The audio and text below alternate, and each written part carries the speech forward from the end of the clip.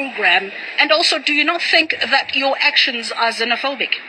That's the very reason why we started this movement, because we are tired of being labeled as xenophobic every time we're trying to do the right thing for our country. Here is monthly. It's not like Nigeria where you pay yearly. They pay house rent here monthly. And so people have told their landlord, bye-bye, I'm not renewing my rent. And they have moved, only to be stranded here. What's happening here right now is that people are stranded on the streets. People are stranded. The government have promised us, if I show you the list that they sent, that they are sending 5 flights to take the people back home. Now people have sold all their belongings and come to the High Commission here in Pretoria for the flight to come. Oh yeah, the fact that South Africa hosts the most African migrants in Africa, more than any other African country do, shows how hospitable and tolerant South Africans are. Now, some of the migrants or foreigners started biting the very same hand that feeds them. And now South Africans are tired of being victims in their own home. Welcome to my channel. My name is Bra Jones and it's your only bra from Ghana. And I'm living inside South Africa, aka Tabo, aka Tapelu, aka Temba, aka Sipo, aka Bongani, aka Ntanta, aka Karabo, aka Tato, aka Sifiso, aka Koklelelo, aka Kariso, aka whatever South African name you call me, I accept. Call me your South African brother. If this is the first time you're coming across this channel, kindly subscribe. Subscribe to the channel now. Take this time out and subscribe. And then like this video. Let's take this video viral. And let's share to others to be a blessing unto. And don't forget to leave your comments in the comment section. But if you are already a subscriber and you are a return viewer, may the Lord richly bless you for always patronizing my channel. Now let's go. Now, there was a time where South Africans were so nice and welcoming to every African nation, and they didn't mind sharing with them their possession. Oh yeah, the fact that South Africa hosts the most African migrants in Africa, more than any other African country do, shows how hospitable and tolerant South Africans are. But guess what? Nobody is talking about that. Now, some of the migrants or foreigners started biting the very same hand that feeds them. And now South Africans are tired of being victims in their own home. And there have been many occasions where South Africans had wanted to react to these foreigners. But every time they make the attempt to do so, the world and Africa uses the sentiment of xenophobia to gain position and leaving South Africans in a compromised situation. But this time around, they are saying enough is enough. They are saying we cannot sit down and watch our only nation go down in jeopardy. And so in today's South Africa, where most or some African foreigners turned out to disrespect their host with illegality, lawlessness and disorder, then arise a mob justice. Oh yeah, and this time around, the fighting spirit, the bravado, the resilience and the wisdom of the ancestors who toiled blood and sweat to save this country from ancient oppressors is rested upon the shoulders of a young lady of this generation. And her name is Jacinta Ngobisi Zuma. I have never seen such a well-informed young lady exhibiting courage and intelligence in such a calm manner. Guys, let's watch this interview and then we will continue.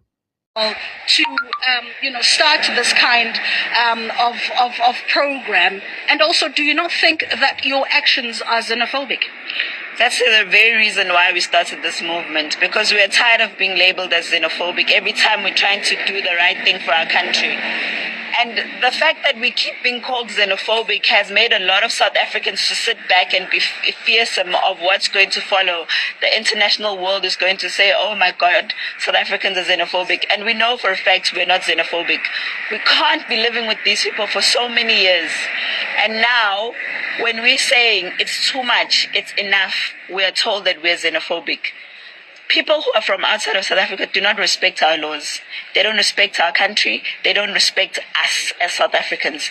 We see them tormenting us on social media all the time. We see them creating spaces like this where we are the ones that are scared to walk into those places because they want those places to be comfortable for themselves. So there's been this assertion that, undocumented, particularly African migrants, are behind crime in this country. Do you have statistics that can back up that claim? Well, the Hawks had a press briefing, and I can show you the video where they confirm that 60% of all organized crime in the country is done by illegal immigrants.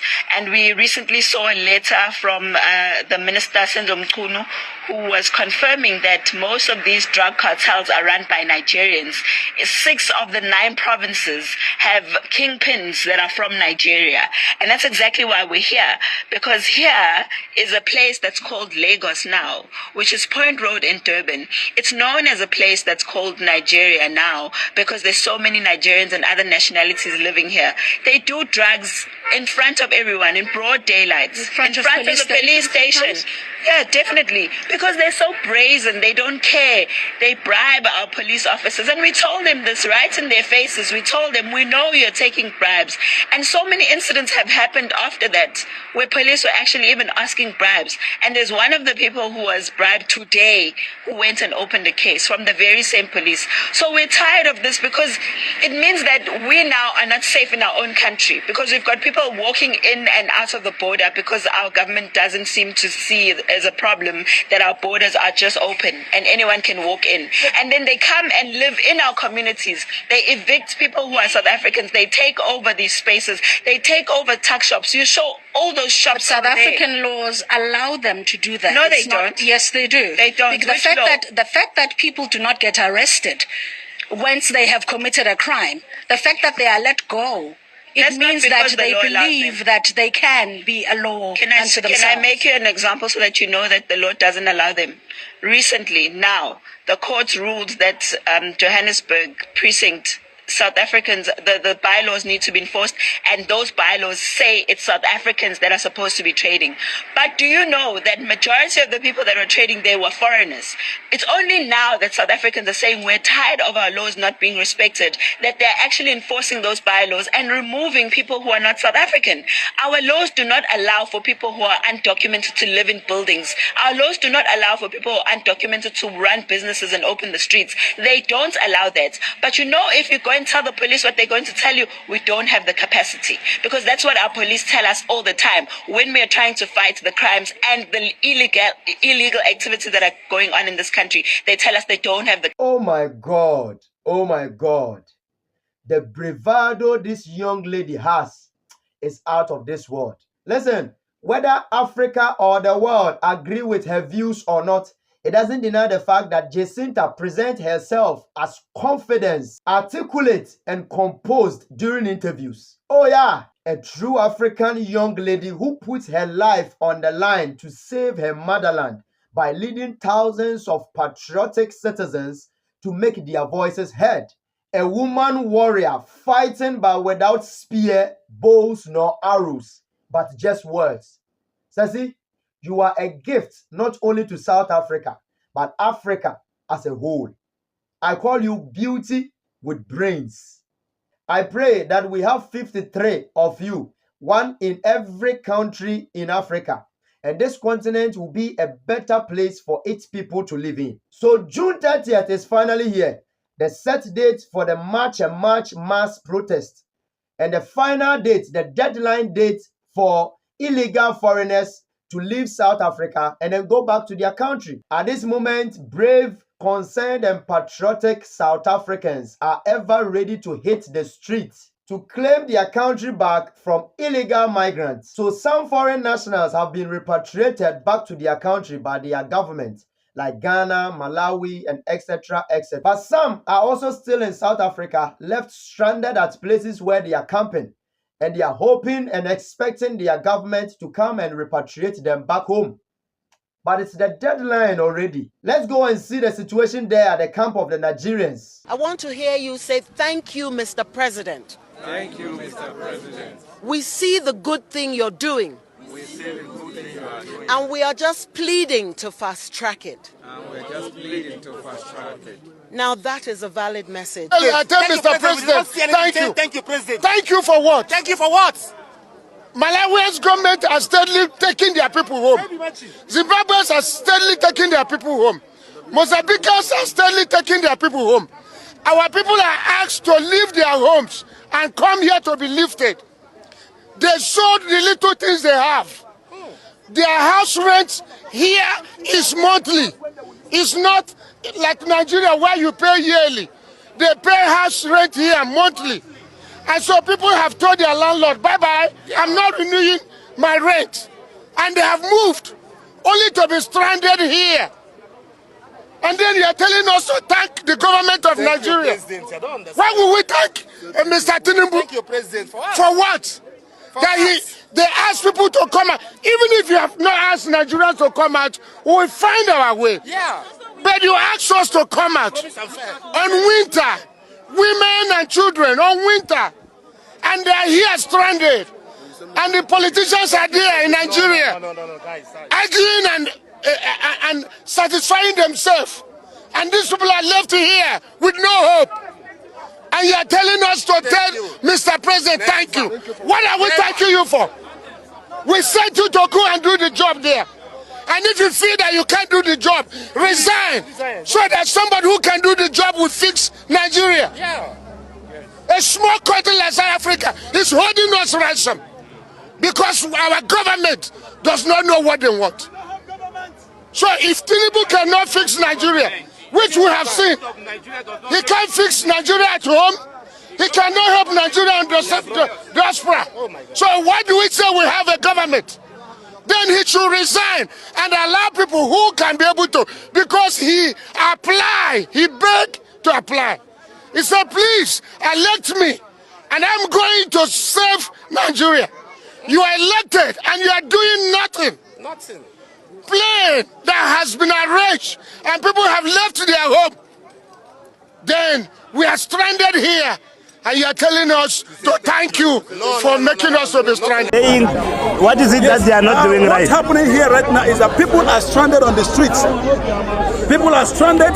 The government have promised us, if I show you the list that they sent, that they are sending 5 flights to take the people back home.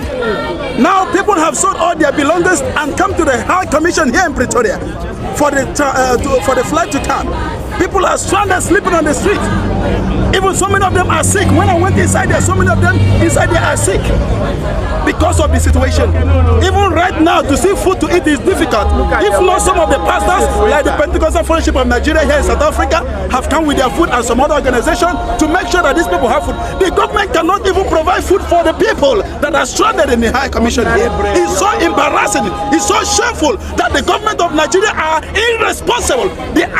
I don't know what to say about it, but the Nigerian government are incompetent. What is the reason that they are giving for the flight? There is no reason. They are promising us today, if I send you the flight, they send us on the 5th. So many times they have failed. When they said whatever, they failed. So they have promised us several times that they are sending 5 flights that will recruit people back to Nigeria, but we are not seeing anything. And do you have any idea how many people are affected? I can see several hundreds here already. We have about thousands of people, thousands of Nigerians that are stranded here, thousands of Nigeria. It's only the first flight that took 268 people. Out of thousands of people, it took 268 people, the first flight. Since then, people are stranded. So we are calling on the international community. We are calling the United Nations. We are calling on America to support, to help us to go out from South Africa here. They have told us to move out from their country, that from 30th of June, that they are going to kill everybody, chase everybody. Even right now, many foreigners that are working have been sacked from their workplace. Many of them have been sacked. People that are surviving are people that are hustling on the street. So people working in the business places, in the shops, have been sacked up. Even the street, nothing. So people are frustrated. Nigerians are frustrated. Ghanaians are frustrated. All the foreign nationals are frustrated here in South Africa. We are calling on the international community to help us. People are dying. They are killing people here like a chicken.